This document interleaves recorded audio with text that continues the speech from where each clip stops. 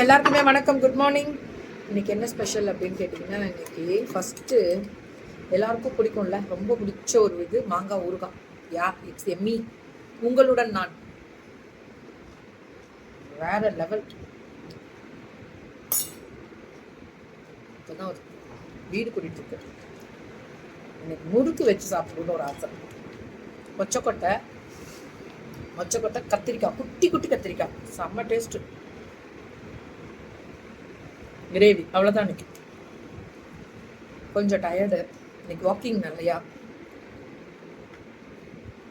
Start பண்ணியாச்சு. Walking வாரத்தில் 2 நாளாவது போகலாம். ஓடிட்டே இருக்கோம். நீங்களாம் எப்படி இருக்கீங்க? நல்லா இருக்கீங்களா? சாப்பிட்டீங்களா? என்ன பண்ணுறீங்க? எனக்கு ஒரு ஹெல்ப். இன்னைக்கு இந்த பதிவில் நீங்களாம் எந்தெந்த ஊர்லேருந்து எனக்கு கமெண்ட் பண்ணுறீங்கன்னு. நான் சேலம். ஓகே, நான் சேலம். நீங்கள்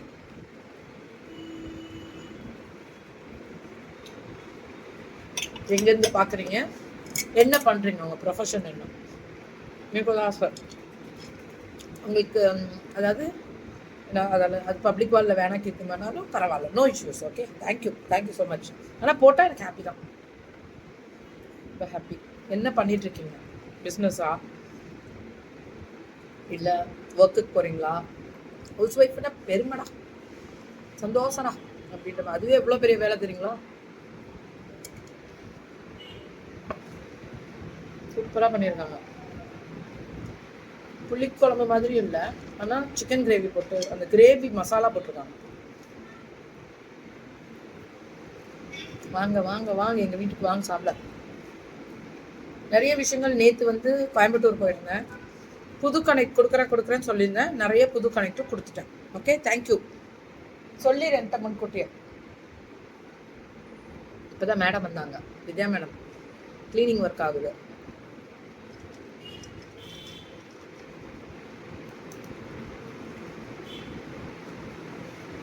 புது கனெக்ட்ல நிறைய பேர் சூப்பராக, என்ன ரேட்டு கம்மி, புடவை குவாலிட்டி.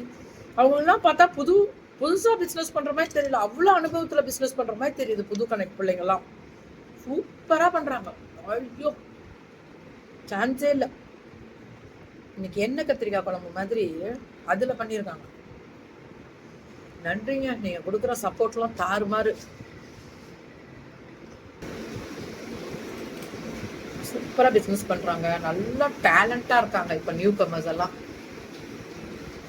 அதாவது நிறைய நல்லா வளர்ந்தவங்க அவங்கவுங்க லைவ் பண்ணிக்கிறாங்க, அவங்கவுங்க ப்ரோக்ராம் வீடியோஸ் பண்ணுறவங்க. கொஞ்சம் வெளியில் எடுத்துகிட்டு புது பிள்ளைங்களுக்கு நிறைய சான்ஸ் கொடுக்கணும்னு ஆசை. கெஞ்சுறாங்க மேம், பாவமாக இருக்குது. அது கொஞ்சம் கொடுக்கணும். டைமிங் மட்டும் அந்த பிள்ளைங்களுக்கு கொஞ்சம் நிறையா கொடுக்கலான்ட்டு, புதுசாக வர பிள்ளைங்களுக்கு பண்ணலாம் மேம், தப்பே இல்லை. ரொம்ப கஷ்டப்படுறாங்க. அவங்க கதையெல்லாம் கஷ்டமாக இருக்கும். கதையில் இட்ஸ் ரியாலிட்டி. கேட்கும்போது அவ்வளோ கஷ்டமாக இருக்குது. போடுறாங்க நிறைய பேர், குடும்ப சூழ்நிலை, தன்னோட வாழ்வாதாரம். இன்னொரு விஷயம் பண்ண போகிறோம் ஃபேஷன் வித் கீர்த்திலேருந்து. அது அப்புறம் சொல்கிறேன். என்னன்றதை குரூப்பில் அப்டேட் பண்ணுவேன். ஓகேவா? கண்டிப்பாக அப்டேட் பண்ணுவேன் அது என்னன்றதை. பார்ப்பீங்க. போ போ போ. நான் இப்போதைக்கு கூட மாங்காய் ஊறுகாய் வச்சு சாப்பிட்டா, புளிக்குழம்பா இருந்தாலும் கறி குழம்பா இருந்தாலும் ருசி தான்டா. மாங்காய் ஊறுகாய் இப்படி கட் மாங்காய் மாதிரி ரொம்ப டேஸ்ட்டு. நிறைய விஷயங்கள் பேசுகிறேன். ஸோ அதில் இன்னொரு முக்கியமான விஷயம் என்ன அப்படின்னா, பிஸ்னஸ் பண்ணும்போது நமக்கு யாராவது ஃபோன் பண்ணி, நீ எப்படி பண்ணிகிட்ருக்க, உனக்கு எவ்வளோ போகுது, நீ என்ன பண்ணுற, அப்படி யாராவது ஃபோன் பண்ணாங்கன்னு வச்சுக்கோங்க, அவங்க தான் ஃபஸ்ட்டு எதிரியே உங்களுக்கு. இதில் இந்த இடத்துல ஓப்பனாகவே எனக்கு பேசுகிறேன். ஃபஸ்ட்டு எதிரியே. ஒரு பிஸ்னஸ் பண்ணும்போது இன்னொருத்தவங்களுக்கு ஃபோன் பண்ணுறதே தப்பு. நம்ம வெண்டாஸ்குள்ளே சொல்கிறேன், இது வெளியில் யாருக்கும் எனக்கும் இதுக்கும் சம்மந்தம் கிடையாது. சும்மா ஏதாவது ஒன்று கிளப்புனா அவங்க அதுவும் ஹாப்பியாக பார்ப்போம், பார்ப்போம் சந்தோஷமா அதை விடுவோம். இதை பேசுவோம். பேசக்கூடாது. ஏன்னா நான் எல்லாத்தையும் சொல்லுவேன், எதுக்காக என்ன தேடி வரீங்க? இந்த இடத்துல வரணுன்றதுக்கு எத்தனையோ பேர் ஆசைப்பட்டு எவ்வளவு கெஞ்சுறாங்க. 2 வருஷம் கெஞ்சின மேம். 2 வருஷம் போறாங்க மேம் இதுக்கு வரத்துக்கு. எனக்கு தெரியல அந்த பொண்ணு யாருன்னு தெரியாது. எப்படி அப்ரோச் பண்ணாங்க? நான் கரெக்டான ப்ரொஃபைல் இல்லைன்னா உள்ள வர முடியாது. ப்ரொஃபைல்னா என்னன்னு உங்களுக்கு சொல்லிட்டேன். ஒரு வீடியோவில் பேசும்போது எப்படி ப்ரொஃபைல் நீங்கள் ரெடி பண்ணணும். பிஸ்னஸ் தான். உங்கள் பேர் அந்த டீட்டெயில்ஸ் எல்லாமே கொடுத்து பிஸ்னஸ் பற்றி டீட்டெயில்ஸ் எல்லாமே கொடுக்கணும். அது தட் இஸ் ப்ரொஃபைல், அவ்வளோதான். வேற ஒன்றும் பெரிய அப்பா டக்கர்லாம் இல்லாது.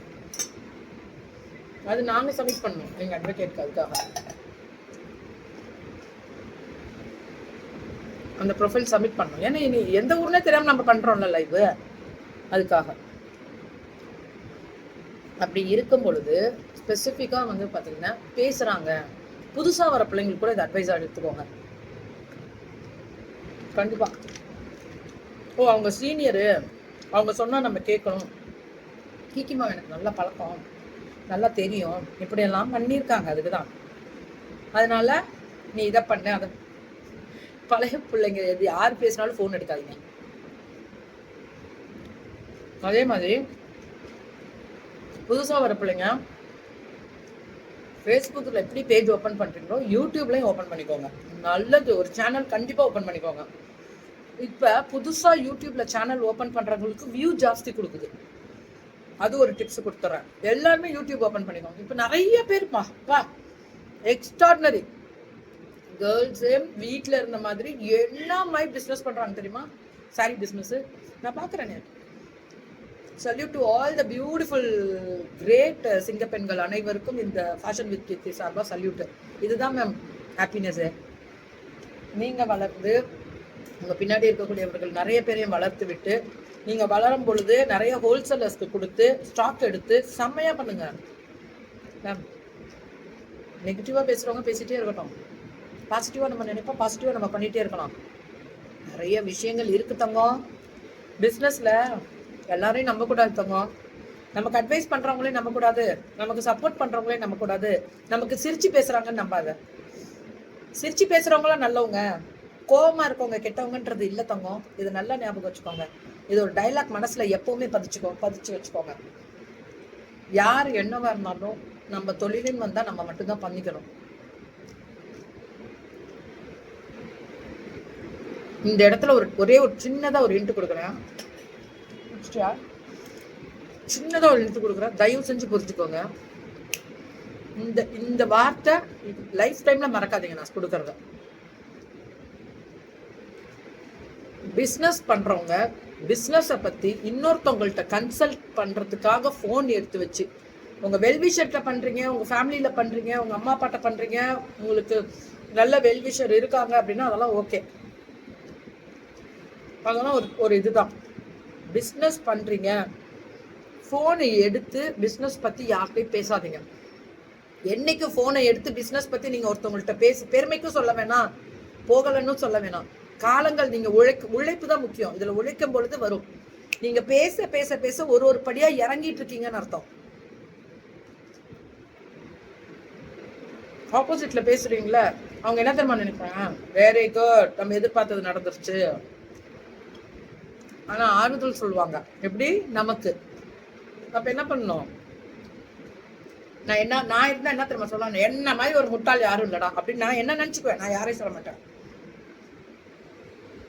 அனுபவம் என்பது சில பேர் சொல்லும் போது ஏத்துக்கோங்க, தப்பே இல்லை. இது யார் நான் சொல்றது அப்படின்னு நினைக்காதீங்க. அனுபவத்திலே சொல்றேன். யாரையுமே நம்பாதீங்க. அதுல இன்னொரு முக்கியமான விஷயம் சொல்றேன். பிஸ்னஸ் பண்ணும்போது ஃபேமிலி கிட்ட கன்சல்ட் பண்ணுங்க. உங்களோட ஹஸ்பண்டு, அப்பா அம்மா, அவங்கள்ட்ட எல்லார்கிட்டே கன்சல்ட் பண்ணுங்க. டெய்லியுமே கேர்டு எடுத்து வச்சுருவாங்க ஒரு கப்பில் ஃப்ரெஷ். அப்போ அவங்க கிட்ட கன்சல்ட் பண்றதை தவிர்த்துட்டு வேற யார்கிட்டயாவது வேணாம் மேம். ஃப்ரெண்ட்ஸா பார்க்கலாம். ஜாலியா ஃப்ரெண்ட்ஸோட ஜாலியா இருங்க. அப்புறம் ஃபேமிலி ஜாலியா இருங்க. ஃபேமிலியோட கன்சல்ட் பண்ணிக்கோங்க, ஹாப்பியா இருங்க. ரிலேஷனோட ஜாலியா இருங்க. அவ்வளவுதான். கஷ்டம்னு கூட சொல்லாதடா. உன்கிட்ட ஆறுதல் சொல்லிட்டு பின்னாடி போய் உன்னை கேவலமா பேசுவாங்க. அதெல்லாம் தாண்டி ஒரு விஷயம் நடக்கும் பாருங்க.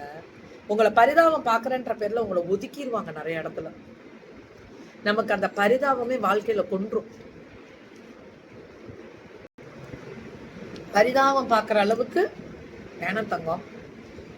நம்ம கஷ்டம் நம்மளோடய இருக்கட்டும், 4 செவுத்துல இருக்கட்டும், நம்ம வீட்டுக்குள்ள இருக்கட்டும், யார்கிட்டயும் சொல்லணுன்ற அவசியம் கிடையாது.